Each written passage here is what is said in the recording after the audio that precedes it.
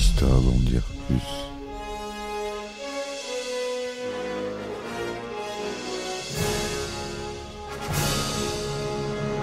Eh ben attendez, on est en France. Allez, cul sec.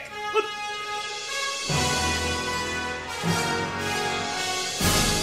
Personne ne peut le croire et pourtant c'est vrai, ils existent, ils sont là, tarnatata.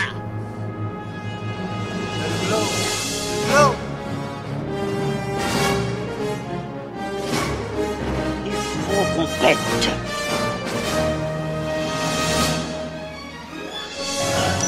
Voyons, circuit branché, convecteur temporel temporisé. Bonjour, bienvenue sur Histoire d'en dire plus, le podcast. J'espère que vous allez bien. Aujourd'hui, on continue avec Avatar. On va aborder la production du film. Et un peu plus, bien sûr.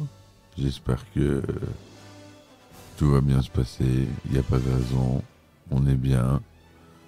On prend le temps. C'est parti, mon kiki.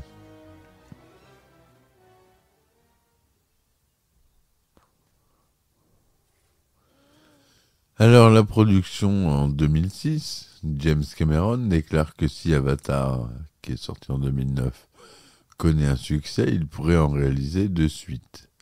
En 2010, il affirme que les suites seront produites comme prévu en raison du grand succès du film.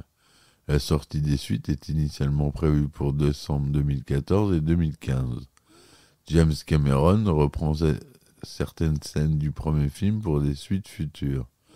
Il prévoit de tourner les suites simultanément et de commencer à travailler une fois que l'intrigue est bien établie. Il explique que les suites vont étendre l'univers d'Avatar en explorant d'autres lunes de Polyphème.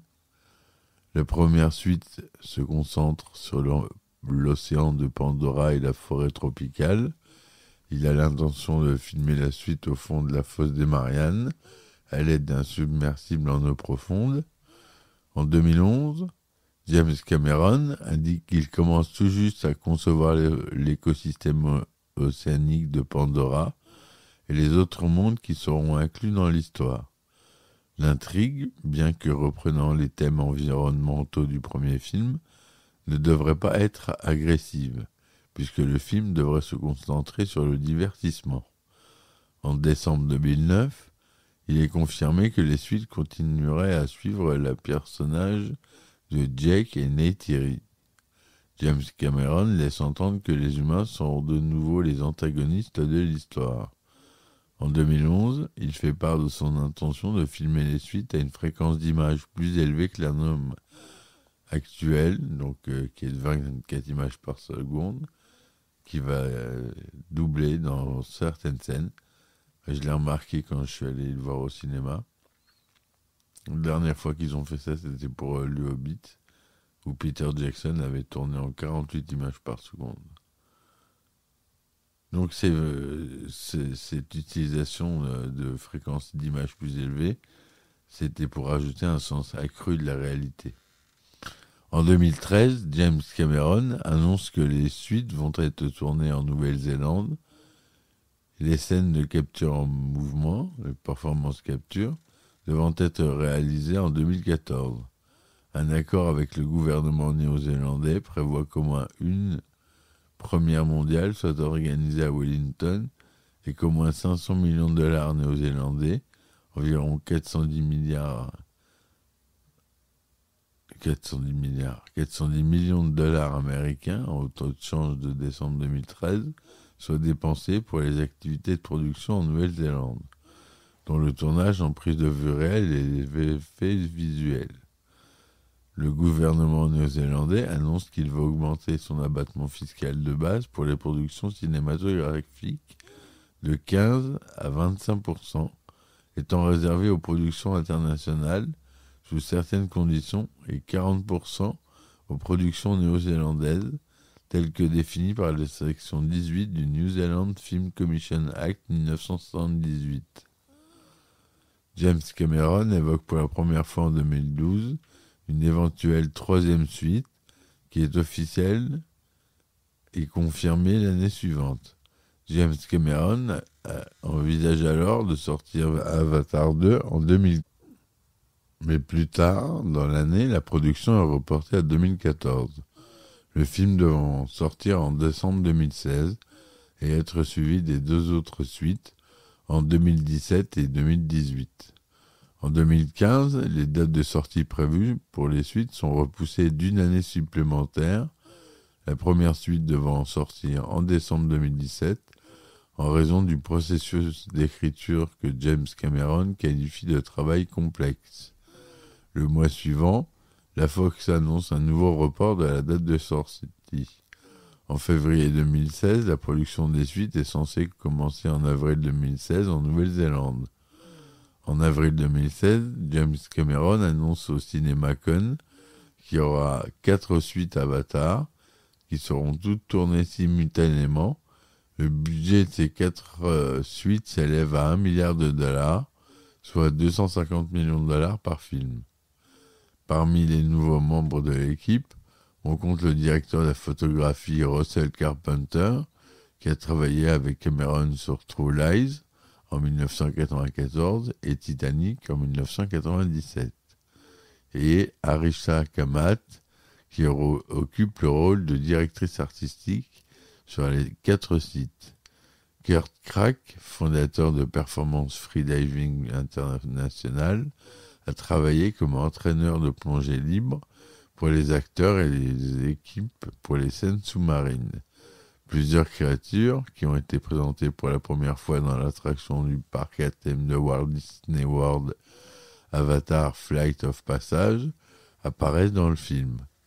En 2019, après que plusieurs médias ont partagé des rumeurs de titres potentiels pour les suites Avatar, y compris le titre Avatar la voix de l'eau, James Cameron confirme que les titres mentionnés font partie des titres qui sont à l'étude, mais qui n'ont pas encore été sélectionnés. En 2022, James Cameron affirme qu'environ 10 minutes d'action avec des armes à feu ont été supprimées du film, car il ne souhaite plus fétichiser l'arme à feu, mais qu'il soit considéré comme un cinéaste d'action. En 2012, James Cameron déclare que les suites sont écrites comme des histoires séparées, dont un acte narratif est lié au premier film. La deuxième présentant une fin claire au lieu d'un cliffhanger vers le film suivant. Les scénaristes sont également annoncés. Josh Friedman pour le premier, Rick Jaffa et Amanda Silver pour le deuxième, et Shane Salerno pour le troisième. Cependant, Josh Friedman précise plus tard que Rick Jaffa et Amanda Silver écrivirent la première des 4 suites et qu'il écrit la deuxième. En 2014, James Cameron prévoit d'acheter les 3 scénarios, alors prévus en 6 semaines, déclarant que les 3 suites seront produites simultanément et étaient toujours prévues de sortir entre décembre 2016 et 2018. Il ajoute que même si Josh Friedman, Rick Jaffa et Shane Salerno coécrivent chacun une suite avec lui, ils ont d'abord travaillé ensemble sur les 3 scénarios. Je n'ai attribué à chaque scénariste le film sur lequel il allait travailler que le dernier jour. Je savais que si je leur attribuais le scénario à l'avance, ils feraient la sourde oreille chaque fois que nous parlerions de l'autre film. Cameron ajoute qu'ils ont travaillé sur tous les aspects de l'histoire des 3 films pour qu'ils se rejoignent en une sorte de saga de 3 films. Un processus créatif inspiré des expériences dans la salle d'écriture de sa série télévisée Dark Angel. L'écriture prend plus de temps que prévu, obligeant Cameron à reporter à nouveau la sortie des films en 2015. James Cameron passe 1 an à écrire et à achever un scénario complet pour la première suite intitulée Avatar The High Ground, un traitement de 130 pages.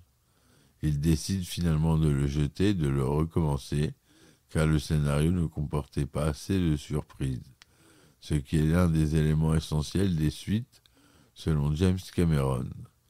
À un moment donné, il menace de licencier ses scénaristes parce qu'il ne se concentre que sur les nouvelles histoires, au lieu de comprendre d'abord ce qui a fait le succès du film original. En décembre 2015, James Cameron affirme dans une interview avec Entertainment Weekly « Je suis en train de réécrire les 3 scripts pour les affiner. C'est un processus parallèle à celui de la conception. Le processus de conception est très avancé à ce stade. Nous travaillons sur le design depuis environ 1 an et demi. Tous les personnages, les décors et les créatures sont à peu près fixés. » Le 11 février 2017, James Cameron annonce que l'écriture des 4 suites est terminée. Il estime que l'écriture des scénarios a pris 4 ans au total.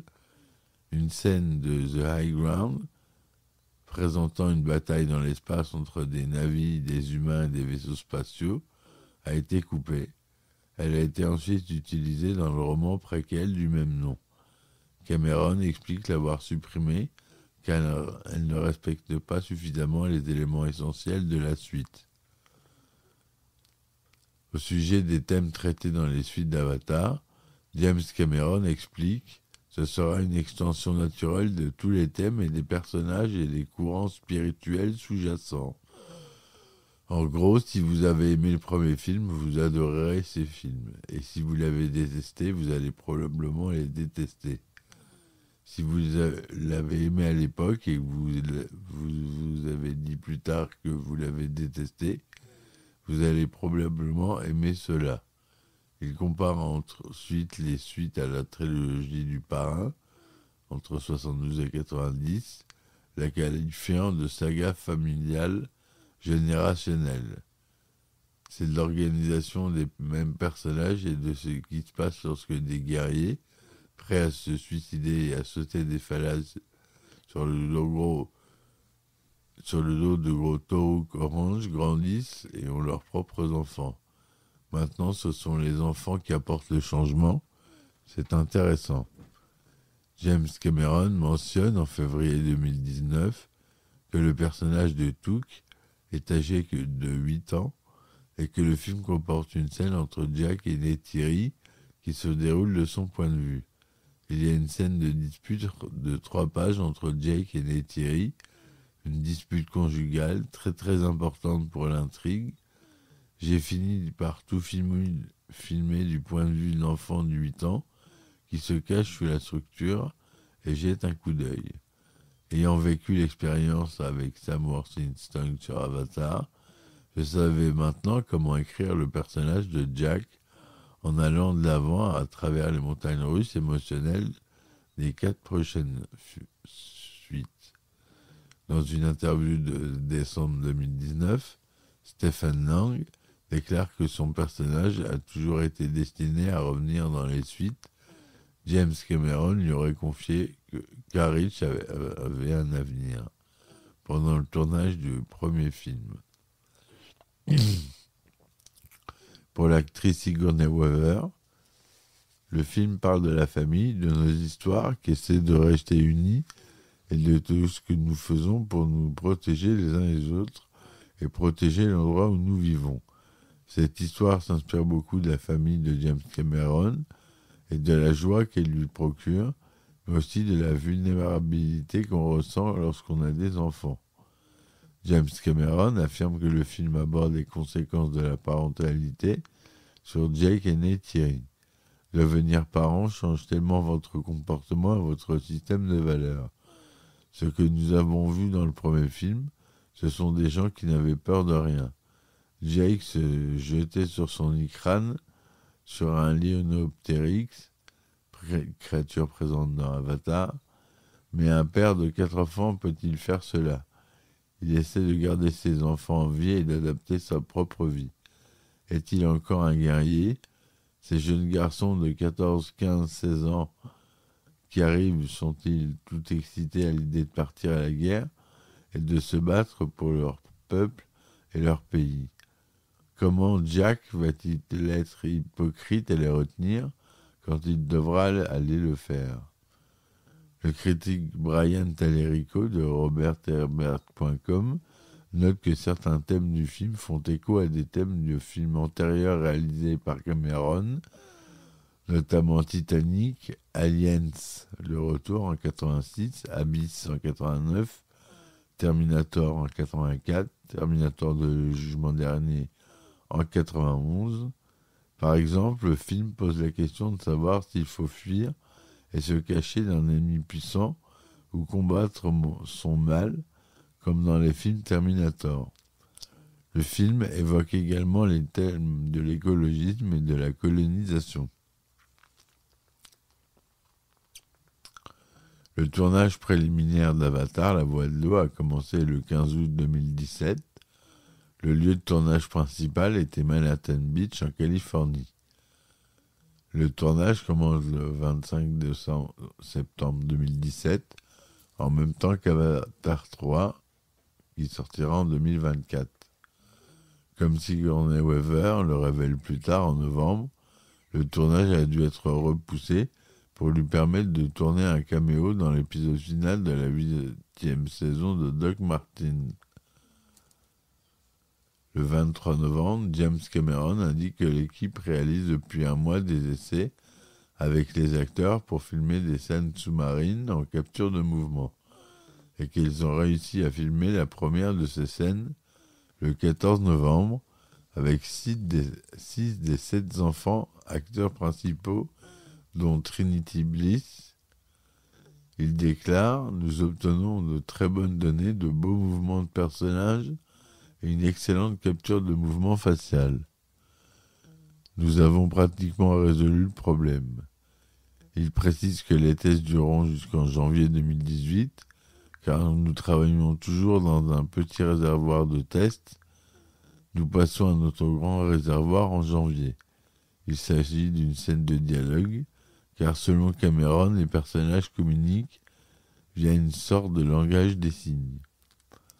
Le 30 avril 2018, lors du tournage d'une scène sous-marine, Kate Winslet retient sa respiration pendant plus de 7 minutes, battant ainsi le record de la plus longue respiration retenue lors d'un tournage d'un film sous l'eau, record précédemment détenu par Tom Cruise pour Mission Impossible Rogue Nation en 2015. Et en mai 2018, Zoé Saldana déclare que le tournage n'est en quelque sorte qu'à mi-chemin et que l'équipe est sur le point de terminer le tournage en capture de mouvement pour le 2e et 3e film. Puis après cela, il passe directement à la pré-production pour la partie en prise de vue réelle qui sera tournée pendant 6 mois en Nouvelle-Zélande. Zoé Saldana termine le tournage de ces scènes le 8 juin, à la fois pour Avatar 2 et sa suite. Cameron déclare à la même période que 130 jours de capture de mouvement ont été tournés. Le 14 novembre 2018, James Cameron annonce que le tournage de la capture de mouvement avec les acteurs principaux est terminé. Alors qu'une partie du film est tournée en 24 images par seconde, de nombreuses scènes rapides sont filmées à 48 images par seconde, comme je vous ai dit tout à l'heure. Cela permet aux objets rapides d'être encore clairement visibles lors des mouvements rapides. Mais il est également considéré qu'en vue trop détaillée, il amène parfois le spectateur à voir des acteurs de jeux vidéo plutôt que les personnages de l'histoire. Le projecteur de la salle de cinéma fonctionne à 48 images par seconde. Pour les sections à 24 images par seconde, les images sont dupliquées. En février 2019, le producteur John Lando déclare que le tournage en prise de vue réelle d'Avatar 2 et 3 va commencer en Nouvelle-Zélande en printemps 2019. Voilà, mes amis, pour cette deuxième partie sur Avatar 2. J'espère que ça vous aura plu. N'hésitez pas à me laisser des commentaires, des likes, des dislikes si ça vous plaît pas. Et si ça vous plaît, vous pouvez me supporter sur ma page Facebook de ma radio, Radio Bourges. qui est lié au podcast, qui produit le podcast. Et il y a des suites sympas que j'ai designées par moi-même. Voilà, je vous dis à très vite pour un nouvel épisode. Merci d'être là et à très vite. Ciao, ciao.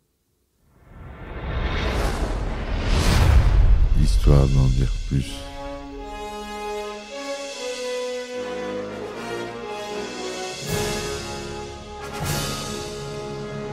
Eh ben attendez, on est en France. Allez, cul sec. Hop.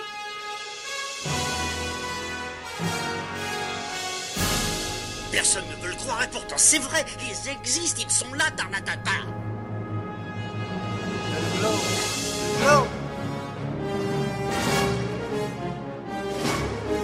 Il faut qu'on pète.